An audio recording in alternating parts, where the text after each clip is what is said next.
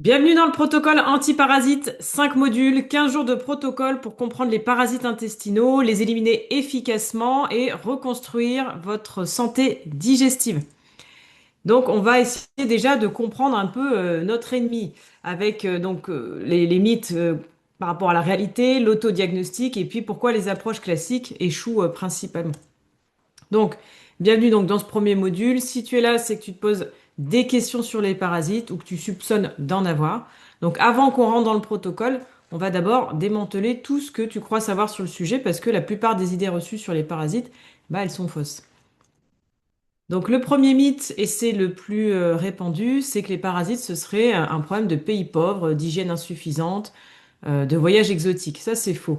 Il y a des études qui estiment entre 80 et 90% de la population dans les pays occidentaux qui ont des parasites intestinaux à un moment donné de leur vie. Deuxième mythe, si tu avais des parasites, ton médecin l'aurait détecté. Alors, il faut savoir que la coprologie standard a un taux de faux négatif très élevé. Elle ne détecte bien que les parasites qui pompent massivement au moment du prélèvement, ce qui rend vraiment la détection des parasites assez compliquée. Troisième mythe, les parasites, ça se voit. Donc la réalité, c'est que la majorité des personnes qui portent des parasites, bah, elles ont des symptômes banaux qu'elles peuvent attribuer à autre chose, quoi. Donc souvent, voilà, des fatigues chroniques, des ballonnements, des carences, du bruxisme, des troubles du sommeil, de l'énurésie chez les enfants qui font pipi au lit. Tout ça, on va pas se dire que c'est dû aux parasites. Et effectivement, bah, eux, ils ont tout intérêt à rester discrets pour pas qu'on les détecte.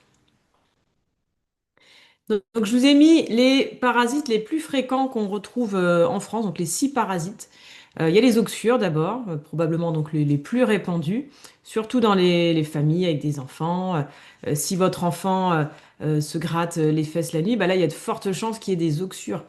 Et si lui il en a, bah, vous en avez aussi. Tout le monde en a dans la maison. Les blastocystis, c'est souvent trouvé dans les bilans, mais déclaré non pathogène par les médecins, ce qui est très discuté aussi en naturopathie. Donc ça aussi, ça va être important. Et puis après, les plus courants qu'on peut retrouver dans les légumes non, qui sont pas bien lavés, dans les eaux, les contaminations par les mains, des viandes mal cuites, comme le ténia ou le Giardia lamblia. Et les moins fréquents, Ascaris et Cryptosporidium dans les piscines, les légumes racines, les sols pour les Ascaris. Donc, comment on les attrape? Dans la voie principale, c'est péri-oral, hein, ce qu'on mange. Enfin, on va manger ce qui était sur nos mains. On se touche le visage aussi des dizaines de fois par jour sans s'en rendre compte. Et les fruits, les légumes crus sont aussi une voie importante. Surtout tout ce qui va pousser finalement près du sol, hein. Après, il suffit d'avoir des animaux aussi domestiques, chiens, chats qui vont dehors, s'ils dorment sur votre lit ou qui viennent lécher votre main, etc. Bon, bah voilà, là, il y a des grandes chances que vous en ayez aussi. Tout ce qui va être sushi, si vous mangez des sushis régulièrement, vous avez des parasites, hein. Ça, y a pas... Pareil, si vous faites du jardinage, que vous marchez pieds nus, même si c'est super de marcher pieds nus, on peut aussi en attraper aussi par ce biais-là. Donc, pour comprendre pourquoi les parasites sont difficiles à éliminer, il faut comprendre leur cycle. On prend par exemple les oxyures. La femelle, elle pond jusqu'à 10 000 œufs la nuit autour de l'anus. Donc les œufs, ils peuvent survivre 2 à 6 semaines sur les vêtements, la literie, les surfaces. Et en se grattant la nuit, bah, on va contaminer les mains et le lendemain, bah, on se recontamine, quoi.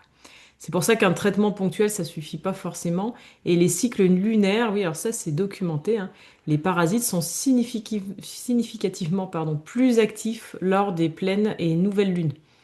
Donc, ça va être intéressant d'aller faire un protocole autour de la pleine lune ou de la nouvelle lune.